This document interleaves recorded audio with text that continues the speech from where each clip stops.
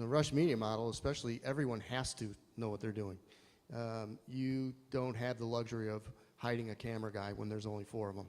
So, and these guys do a great job of that, providing us quality people who know what they're doing, and more than what they're normally expected to do.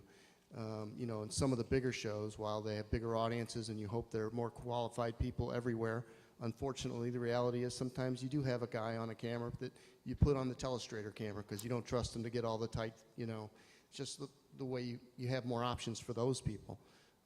On these smaller scale shows, you really have to make the most of everybody. Yeah, I agree. I think one of the challenges that we see is, you know, on a bigger show, if there's a problem, you know, the typical camera guy clicks on his headset and says, "Send up truck EIC." And, you know, he stands there with a stupid look on his face until a guy that comes up that knows how to fix something shows up. And so I think in addition to being more broad-based, and in fact, I would tell you one of the big initiatives that we're doing is we're making sure that our TDs are also graphics people, they're also EVS people, and with a more technologically advanced group of millennials coming up, we're finding people and we're finding technicians who have the ability to do a lot of different things. I'll leave audio out for a second because that's a completely different animal.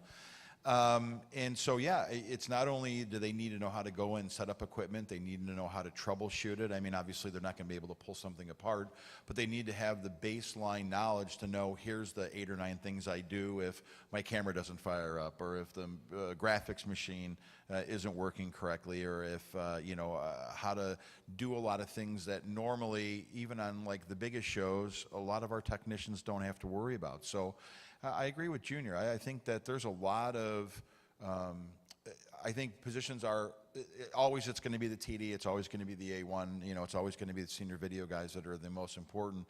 But I think the expectations on the lower end shows of what people can do and their ability to work together across that entire production platform, I think are far greater than they would be, than what I guess people would normally expect.